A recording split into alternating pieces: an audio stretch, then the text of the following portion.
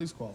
Mais algum recado que venha do Conselho, Vandré, fica à vontade. Sim, estamos, se você me permitir, convidar rapidamente o Dr. Leonardo Pacheco, um grande parceiro aqui do Conselho Tutelar de Maringá. Como vai, doutor Leonardo? Tudo bem? A partir de hoje, Rivaroli, não sei se hoje, se você sabe que hoje está comemorando o Dia da Internet Segura. Opa, que bacana! Isso, e a partir de hoje nós estamos lançando uma campanha de conscientização de internet com responsabilidade. O Dr. Leonardo, ele é especialista, advogado, especialista em direito digital. Estamos chegando de uma palestra que já foi ministrada hoje, então para a molecada poder entender, os pais poderem entender que internet também tem regras. Então precisamos do seu apoio para divulgar. Sim, vamos né? conversar E o sobre Conselho isso já. Tutelar tem recebido muitas denúncias de cyberbullying, que é ofender as pessoas pela internet, e também aquela questão pornografia de também, pornografia, tudo. Então, regularmente, como nós percebemos que está aumentando, então o Carlos, a Priscila, né, o Nivaldo, o turma Ademir, toda. O Conselho Tutelar todo, nós entendemos que precisamos trabalhar e discutir esse assunto. E o doutor Leonardo Pacheco, que é o especialista, está nos dando apoio e vai fazer várias palestras. Doutor Pacheco, exatamente, conscientizar a molecada, porque, infelizmente, a internet, falo mundialmente, não no nosso país, que está tentando ter um marco regulatório, hoje é terra de ninguém. E esse é um grande perigo, doutor. É um grande perigo, mas não é, hoje mesmo ainda, com a legislação que a gente tem, já não é tão terra de ninguém já assim. Já tem regras? Já tem regra. O Código Penal. Eu dou o exemplo que todo mundo fala. Se você está andando na rua, a pessoa chega para você e fala, olha, eu vou te matar. Ele cometeu um crime. Qual é o crime? Ameaça. Ameaça. Se ele chega, manda um e-mail para você falando, olha, eu vou te... Está escrito na carta. Desculpa, na carta. Está escrito, eu vou te matar. Também é ameaça. Por que com o e-mail seria diferente? Sim. Então, a calúnia, a injúria, a difamação... A regra é a mesma. existe, a regra é a mesma. Sim. E as pessoas são punidas. Hoje é o Dia Internacional da Internet Segura e nós já fizemos um evento numa escola aqui em Maringá, palestramos e tentamos colocar na cabeça das crianças, mas não só das crianças, dos pais também, das consequências de um uso indevido da internet. Aonde os pais entram nessa história? Principalmente verificar o que está sendo feito, doutor. Exatamente. Tem um exemplo que todo mundo sabe. Se uma criança, se um adolescente pega o carro do pai escondido e bate com o carro, quem que vai ter que indenizar? O pai. O pai. Porque o pai tinha a obrigação de fiscalizar... Supervisionar aquilo, né? Supervisionar para não deixar a chave do carro no acesso do adolescente. Mais uma vez eu faço aquela pergunta que eu fiz antes. Por que com a internet é diferente? Sim. Hoje nós temos casos de alunos que estão na internet, estão numa rede social... Ele cria uma comunidade falando mal de um diretor da escola. Sim. E eles os pais foram obrigados a indenizar o diretor da escola que foi xingado numa rede social pelo filho dele. Sim. Foi, neste caso especificamente, foi R$16 mil em condenação. Exatamente. A supervisão, obviamente, de tudo que os filhos fazem acaba sendo de responsabilidade de nós pais, que é o melhor jeito de se garantir exatamente que a criança consiga respeitar as regras e respeitar também os seus direitos, é fundamental. A nossa sugestão do Conselho Tutelar é para que os pais, como disse o doutor Leonardo, né, eles são os responsáveis legais. Então, tenham as senhas das redes sociais dos seus filhos. Pronto. Se você é o responsável por ele, você tem o direito. Não vamos confundir autoridade com autoritarismo, invasão de privacidade. Mas isso é cuidado, você está preservando. O Rivaroli noticiou aqui, divulgou.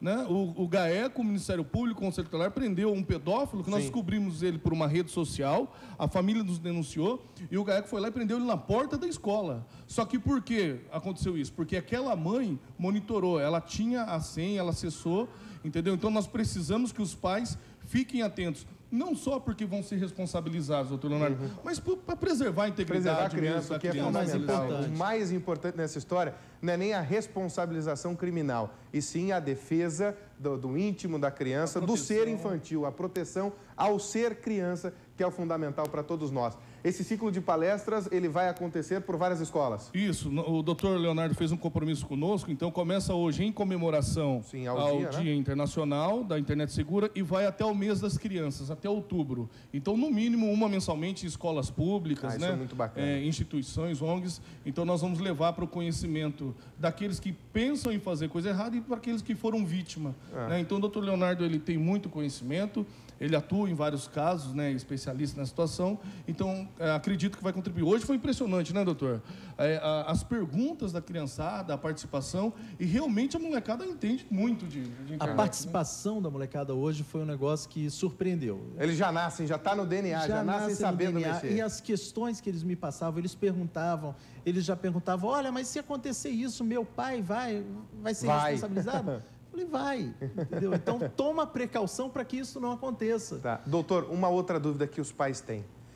Quando se verifica que algo está errado, porque hoje a maioria dos crimes sexuais, principalmente os tentados contra as crianças, eles partem da rede mundial de computadores, né? Porque o camarada consegue se esconder. Você não sabe, evidentemente, quem está falando com você ali na hora. Pode descobrir depois, mas na hora nunca se sabe normalmente qual é a face desse criminoso cibernético. Aonde a gente recorre? O que a gente faz? Para quem eu corro nessa hora? Eu tive até na palestra, eu trago uns dados de uns estudos. Nós não temos nenhum estudo científico daqui do Brasil, né? Então, todos os dados que eu trago são dados que vêm de fora. Lá eles falam que 29% dos adolescentes, que aí eles falam de 7 a 17 anos, eles já tiveram um estranho pedindo para adicioná-lo na rede social. Entendi. Eu fiz essa pergunta para a molecada de hoje na palestra. Todos. Então eu falo, já não é mais 30%. Já faz subiu tempo, esse número faz horas. Já faz tempo. E a gente não sabe, esse estranho vai fazer o quê? O que esse estranho quer? Quer bater papo? O que ele vai conversar? O que eu recomendo? Que os pais participem da vida das crianças.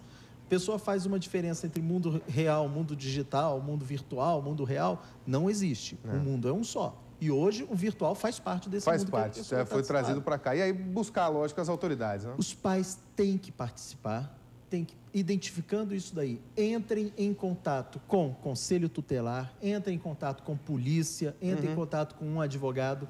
A única coisa que eles não podem fazer é deixar para lá, se omitir. Ou querer fazer justiça com a própria mão, às vezes. Isso aí é ridículo. Ou ver lá alguém quer ir tirar satisfação. Também não adianta muita coisa. É aquela velha história, você não sabe com quem você está lidando, não adianta. Tem autoridades competentes constituídas nesse país para resolverem o problema. Só mais um caso que nós atendemos no Conselho, a importância da participação dos pais. Teve uma mãe que monitorou, sem que a filha soubesse, as redes sociais da filha, e ela pegou um comércio de drogas. A filha comprando droga, cocaína, na internet. Então, a pessoa lá fez o contato com ela marcou para entregar, aonde ia receber, tudo certinho. E a mãe monitorou, e a mãe foi no conselho e denunciou isso aí. Ela denunciou a própria filha, certo? Mas aí, em decorrência disso, instaurou-se o procedimento investigatório, o inquérito, e conseguimos identificar também aquela rede de tráfico que estava se formando pela internet. Olha, quero agradecer a sua participação mais uma vez, porque está chovendo de ligações, principalmente falando das crianças fora da escola, de gente tentando vaga e não conseguindo, até onde o conselho pode, de repente, ingressar numa ação conjunta com a promotoria para ver esse tipo de problema. São muitos os questionamentos, o André também é o doutor. Tem gente perguntando até o que fazer quando receber a ameaça anônima por telefone, que também faz parte do mundo cibernético e virtual.